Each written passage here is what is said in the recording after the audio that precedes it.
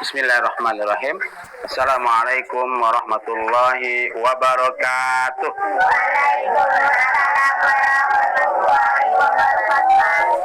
Alhamdulillah. Wassalatu wassalamu ala Rasulillah wa ala alihi wa sahbihi wa mawala. Syukur kita ucapkan kehadirat Allah Subhanahu wa taala dengan mengucapkan alhamdulillahirabbil alamin.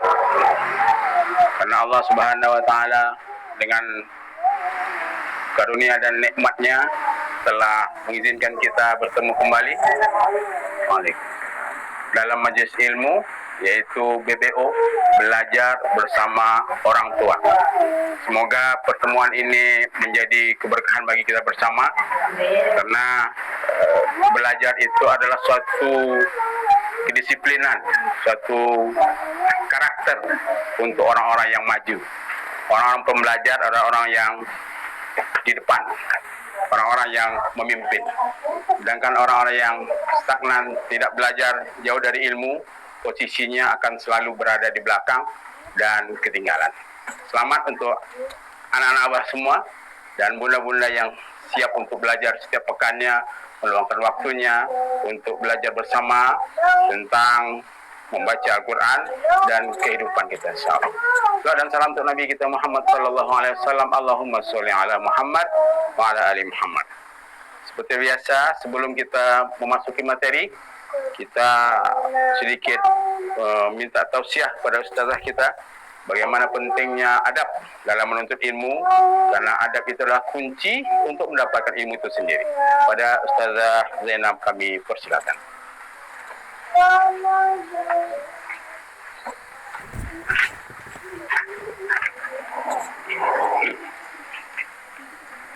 Assalamualaikum warahmatullahi wabarakatuh.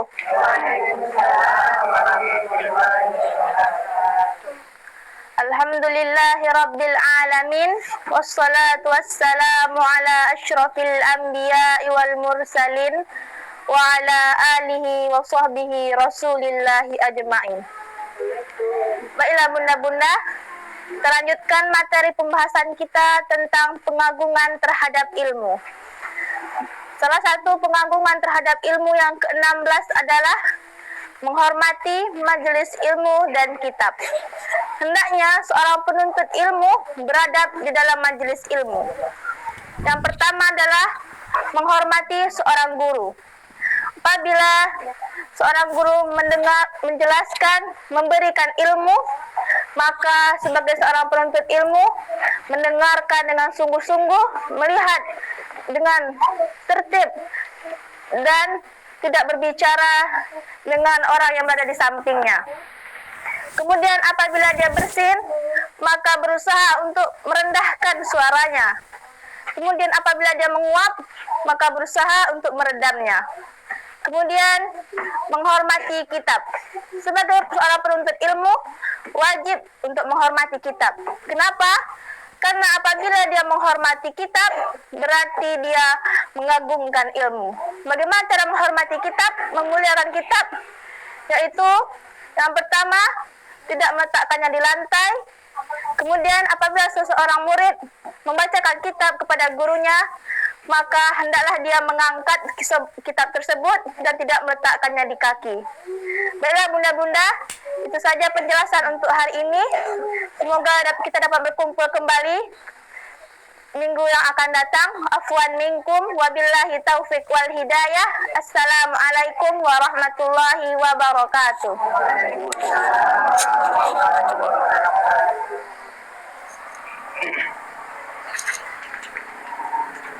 Baik, alhamdulillah. Terima kasih kita ucapkan kepada Ustazah Zainab yang telah memberikan nasihat kepada kita bersama bahwa salah satu daripada bentuk pengagungan ilmu kita dalam majelis fokus. Nah, fokus dalam kajian kita, sehingga kita meluruskan pusat perhatian kita ke depan dan berusaha supaya tidak mendapatkan gangguan.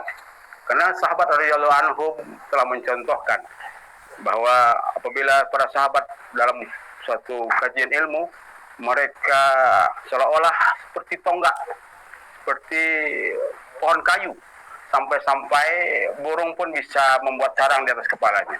Begitulah gambaran bagaimana khusyuknya, fokusnya para sahabat dalam menuntut ilmu. Baik, semoga kita diberikan kekuatan untuk bisa mencontoh para sahabat, dan kita juga berdoa mendapatkan keberkahannya sehingga mudah dalam mengamalkan agama, insyaallah. Baik, alhamdulillah sudah selesai. Kita sekarang untuk bunda-bunda kita belajar mengeja lanjutan pada huruf kemarin. Hari ini kita nambah huruf 4 huruf. Pertama huruf to. Huruf apa bunda? To ya, bukan to tapi ada Sundanya. To. Ini lo. Ain. Oin. Ya. Sekarang siapa yang bersedia untuk jadi cikgu? Yang belum sudah selesai ya? Nah, dalam burai. Nah, semua 3 kali sudah selesai. Sekarang giliran kembali pada burai. Baik. Sekarang kita melanjutkan bacaan kita di Al-Fatihah sampai Ar-Rahman Ar-Rahim. Sebelumnya kita ulang dulu di sini. Al-Fatihah kita masih ayat 2. Ayat 2. Hari ini kita tambah 1 ayat lagi Ar-Rahman Ar-Rahim. Yuk kita baca semua. A'udzu billahi minasy syaithanir rajim.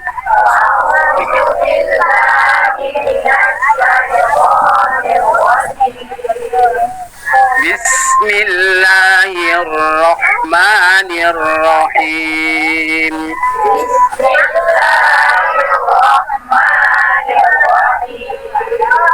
Alhamdulillahi Rabbil Alamin.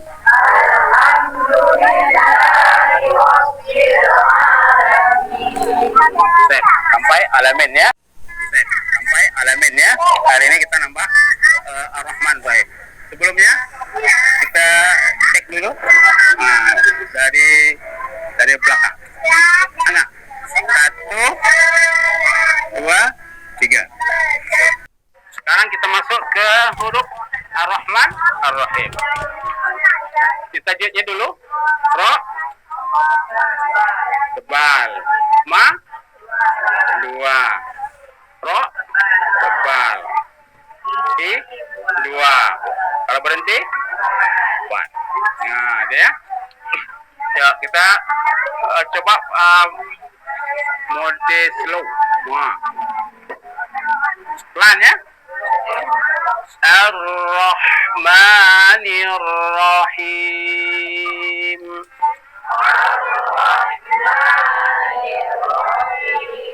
Lebih slow lagi. Ar-Rahmanir-Rahim. Ya. Pelankan lagi. Ar-Rahmanir-Rahim.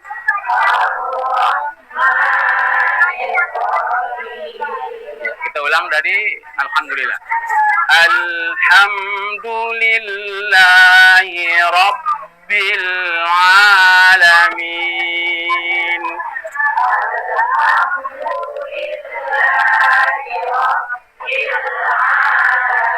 Temponya dipelankan lagi. Nah, kita belajar masalah bacaan udah bagus.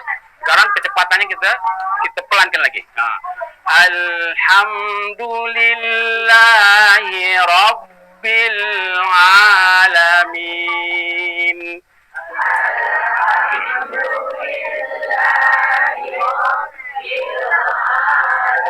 Ya. Ar-Rahmanir Rahim. Ya, sekarang dari depan Alham dan Ar-Rahmanir Rahim. Ya, barakallahu fikum jami'an. Sekarang kita masuk ke parenting. Ar-Rahman Ar-Rahim. Apa arti Ar-Rahman? Pengasih pengasih dan penyayang. Ini pengasih,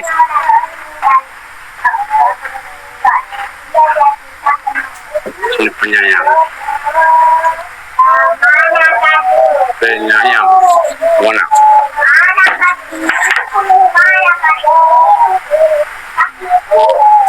Itu tulis. Jadi bunda-bunda, Allah itu dikenal dengan Rahman Ar-Rahim namanya ya. Maha pengasih lagi penyayang. Ini pengasih. Pengasih ini dikasih di dunia untuk semua. Jadi orang kafir pun dapat kasihnya Allah Subhanahu wa Ta'ala. Kalau dia usaha, dia masih dikasih makan, dikasih kesuksesan, kasih kesehatan, kekuatan, semua dikasih. Yang zalim, yang baik, yang jahat, yang soleh, yang mana lagi? Semua dikasih. Tetapi untuk Ar-Rahim,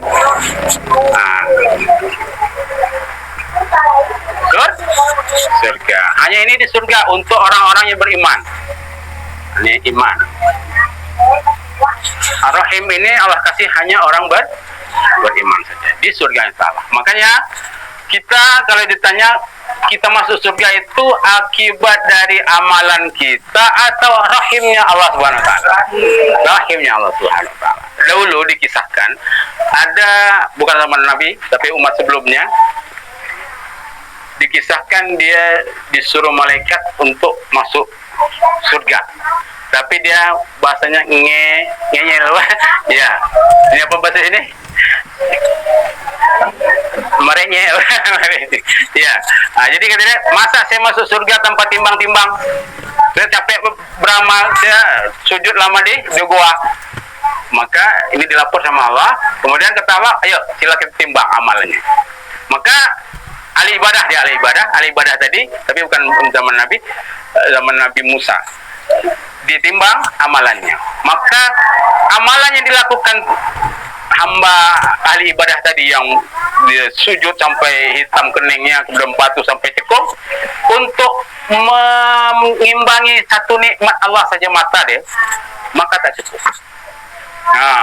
Sehingga karena dia memang minta begitu, masuk dia ke nerakanya Allah Subhanahu wa taala. Karena permintaan dia ingin masuk surga atas dengan amalnya. Ternyata amalnya tidak cukup, maka masuk surga. Nah sekarang kita umat Nabi Muhammad SAW, Allah kasih rahim. Maka inilah yang kita pinta, yang kita harapkan ini. Mungkin kita tak pandai ngaji, cuma duduk saja di sini. Tapi hati kita bukakan, sediakan waktu sedikit saja. Itu mungkin penyebab kita masuk surga. Atau kita tak pandai ngaji, besok lahir di anak keturunan kita orang yang pandai ngaji. Atau tidak sama sekali, tetapi kita pernah berkumpul dengan orang-orang yang baik, maka mungkin bunda raya dulu masuk surga. Itu teman saya tuh.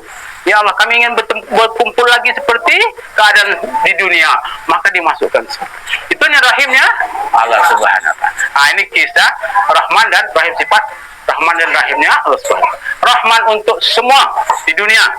Semuanya siapa yang usaha dapat, siapa yang usaha dapat. Tapi Rahim untuk akhirat tak ada untuk yang lain kecuali untuk beriman. Itu di dalam tafsirnya Asmaul Husna. Sekarang kita masukkan ke parenting kita. Kira-kira apa nih? Inilah karakter.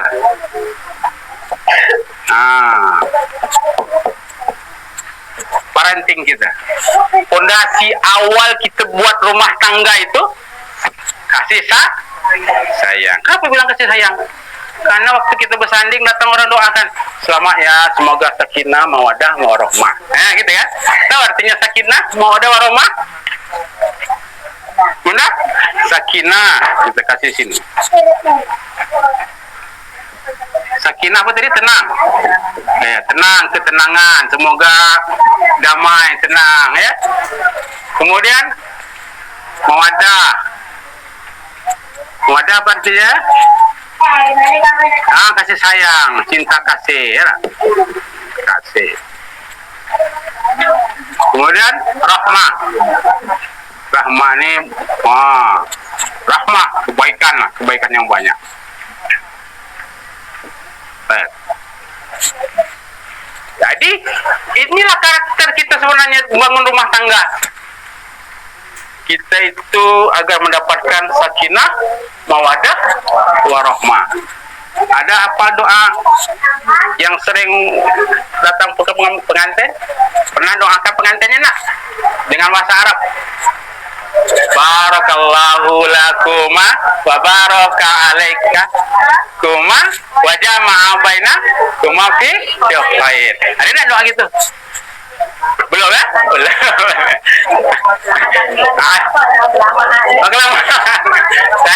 Yang penting gini ya, mudah nak. Semoga sakinah, mawadah, warahmah. Sama artinya hampir sama.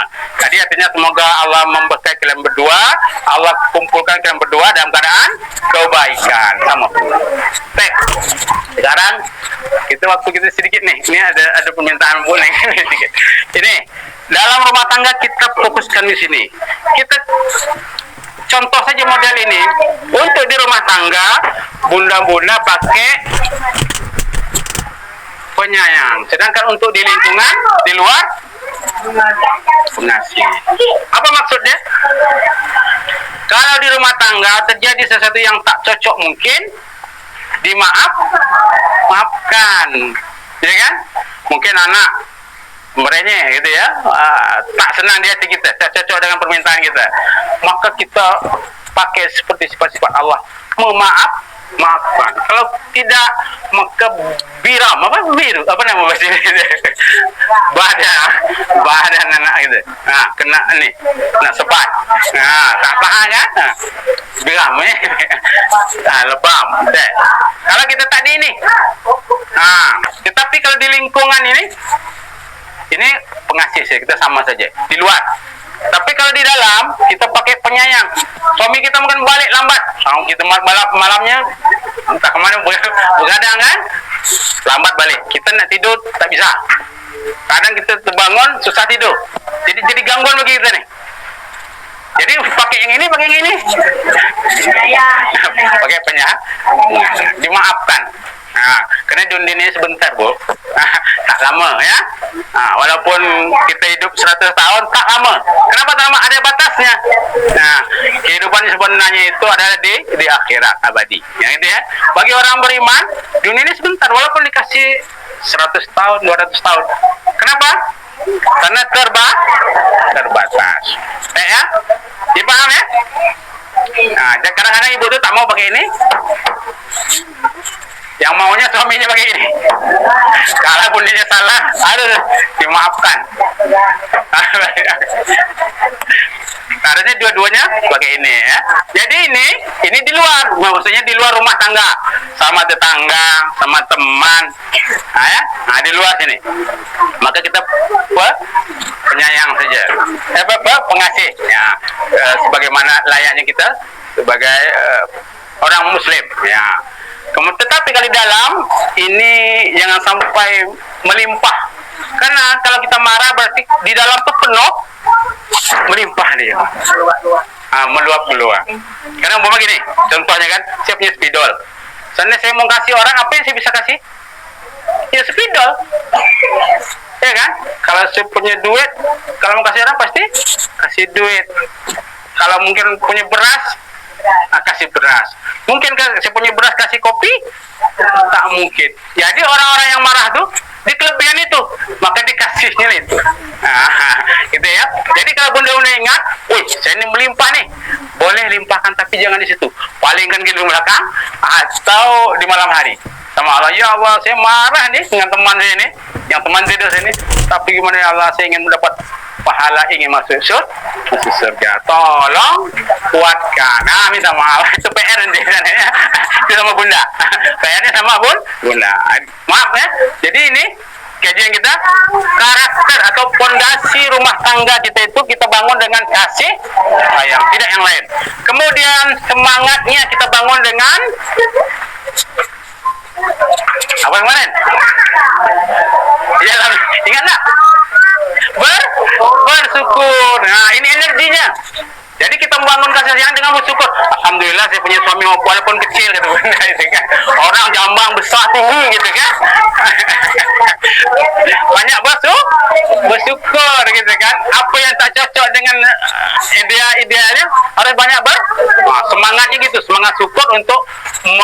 menghasilkan kasih sayang. Kemudian sebelumnya apa kajian kita?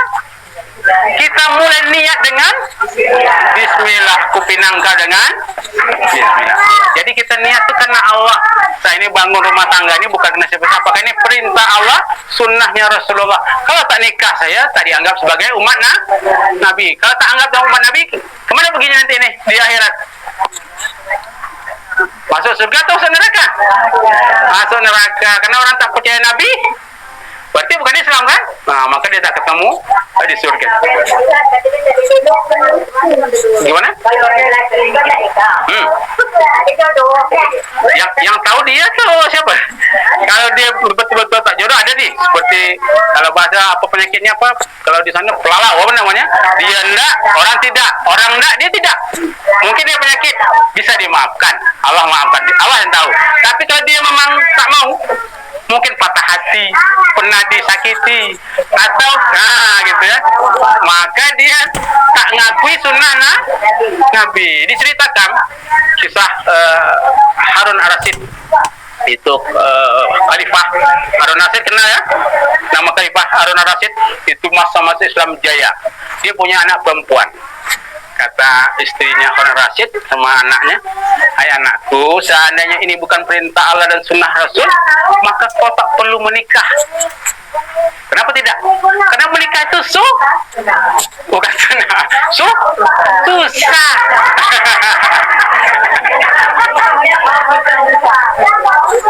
Ya kan? Karena menyocokkan dua yang selama ini beda. Sedang dia adik-beradik saja dia kalau di rumah, gitu. Apalagi nih rumahnya lain, rumah lain.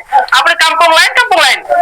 Jadi satu. Kalau udah ini dasar kita, kemudian semangatnya ini, kemudian ini sistem deh, SOP deh, kasih sayang, maka rumah tangga tuh sering bergejolak. Nah, gitu ya. Mudah-mudahan paham ya. Gimana?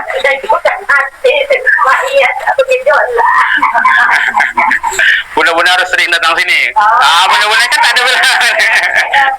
Karena kita akan kaji terus itu. Karena Al-Quran mampu. Di Al-Quran ini dia mampu melunakkan yang keras, batu yang keras bisa dilunakkan. Itu. Kata Al-Quran, seandainya Al-Quran itu turun ke gunung akan hancur. Hati kita lunak sama benda gunung. Tapi dengan ini menelaah, tadabbur. Ini kita tadabbur sekarang nih. Kita ambil parenting kita, coba kita bahas ini. Selama ini kita baca Fatihah saja, tapi mau tembakkan kemana, tegunan kemana, tak tahu alatnya kan. Ternyata di sini kita mulai dengan Bismillah, semangatnya bersyukur, kita ini SOP-nya, sistemnya kita bangun, kasih sayang, kita lindungi semua itu. Jangan Allah supaya jangan diganggu, yang suka ganggu ini. Nah, jangan dekat-dekat ini. Karena atuk kita dulu juga diganggu, dijatuhkan dari surga ke dunia ini karena setan itu. Fazallahuma syaitanu anha fa akhrajahuma mimma kana fi. Maka setan gelincirkan goda dia Nabi kita Adam dengan istrinya, maka dia diturunkanlah ke bumi. Kalau kita sempat jadi itu apa obatnya? Sambungan ayat. Mengapa ya fataba alai, maka tobat. Nah, fatalaqa Adamu min rabbih, maka Adam bertalaki berdoa minta belajar sama Allah. Fatalaqa Adamu min rabbih kalimatin, satu kalimat Allah kasih paham dia. Fataba alai, maka kalimat itu apa? Suruh tobat. Maka Nabi tobat ya Allah. Diucapkan Rabbana zalamna anfusana wa illam taghfir lana wa tarhamna lanakunanna minal khasirin. Maka Allah maafkan kesalahannya, kembali ke surganya Allah Ta'ala. Alhamdulillah ya, paham ya. Untuk PR honpannya itu kasih sama bunda sama Umi ya, karena tak pantas pula saya yang kasih soal. Baik, alhamdulillah ini yang bisa kita sampaikan, dan pekan depan kita masuk ke Malik Kemudian yang lebih seru lagi insyaallah. Semoga kita semua mendapatkan keberkahannya dan tetap semangat selalu, dan impikan bahwa kita sekarang lagi merajut peradaban Islam yang dahulu jaya kita ulang kembali, mudah-mudahan kita bisa ikut andil untuk kejayaan Islam yang selanjutnya. Subhanakallah bihamdika asyhadu an la ilaha illa anta astaghfiruka wa atubu ilaika. Assalamualaikum warahmatullahi wabarakatuh. Waalaikumsalam warahmatullahi wabarakatuh.